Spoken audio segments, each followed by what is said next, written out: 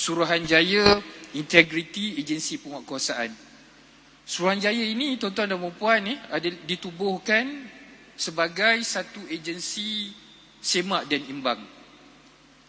Dalam Al-Quran, Allah SWT sebut, kuntum khaira ummatin ukhrijat linnas ta'muruna bil ma'ruf wa tanhauna 'anil munkar wa tu'minuna billah.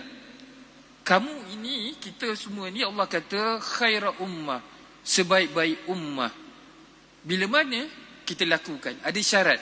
Sebelum kita diiktiraf oleh Allah SWT sebagai khaira ummah, ada beberapa perkara yang perlu kita lakukan.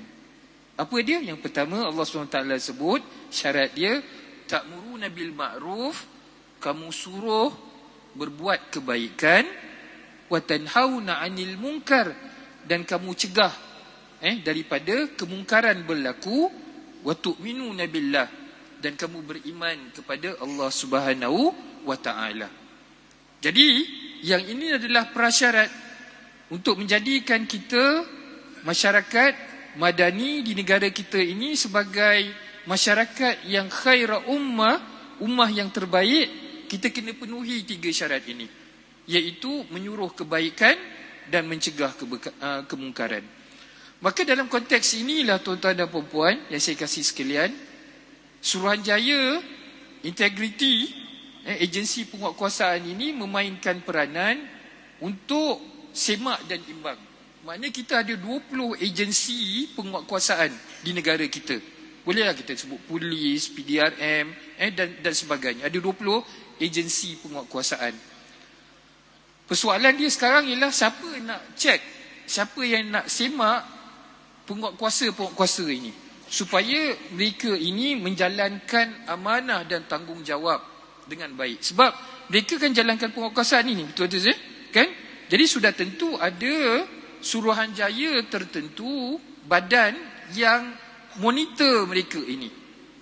Sebab mereka ini jalankan usaha untuk menguatkuasa, menyuruh kebaikan dan juga mencegah kemungkaran. Ini peranan polis, ini peranan custom. Tetapi kalau penguatkuasa ini tidak ada sifat amanah, maka negara kita akan hancur.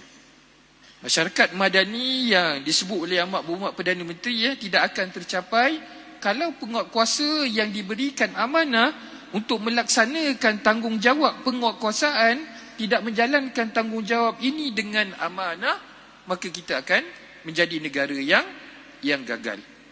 Dan atas dasar tersebutlah, tuan-tuan dan puan, ditubuhkan agensi EIAC ini untuk memastikan penguatkuasa ini menjalankan tanggungjawab dengan amanah.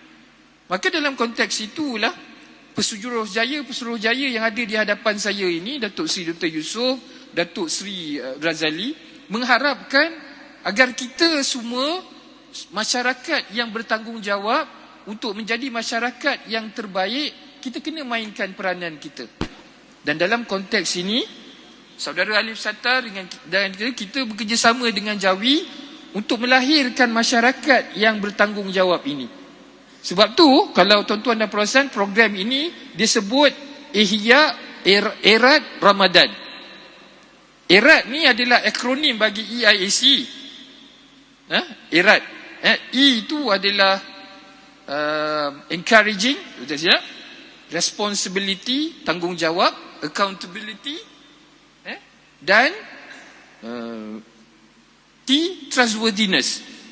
Okey, yang ini adalah akronim yang digunakan oleh EIAC, meletakkan sifat kebertanggungjawab kepada pegawai kepada penguatkuasa yang melaksanakan undang-undang di negara kita ini. Tetapi kalau kita tidak menjalankan tanggungjawab untuk membantu Suruhanjaya ini melaporkan salah laku di kalangan penguatkuasa, maka kita juga tidak mampu untuk menjadi khaira ummah, sebab kita tidak melaksanakan tanggungjawab sebagai rakyat yang bertanggungjawab. Jadi yang ini yang diadakan, dan harapan daripada Datuk Seri Dr. Yusof dan juga Datuk Seri Dr. Razali serta tim daripada EIAC kerjasama dengan Jawi dan juga saudara Alif Sattar ialah untuk mengajak kita melakukan qiyam, melakukan salat subuh. Mesej yang kita nak sampaikan ialah kita harap penguat kuasa ini dia kena ada hubungan dia dengan Allah Subhanahu wa taala. Itu cara dia. Profesor, tidak ada cara kecuali kita semua ni menghampirkan diri kepada Allah Subhanahu wa taala. Penguat kuasa perlu menghampirkan diri mereka kepada Allah Subhanahu wa taala. Sebab kalau mereka ini jauh daripada Allah Subhanahu wa taala, maka perlakuan ketirisan yang berlaku dalam negara kita ini kita sukar untuk bendung, sebab tidak ada kekuatan kehampiran dengan Allah Subhanahu wa taala. Iaitu penganjur yang pertama, EIAC. Yang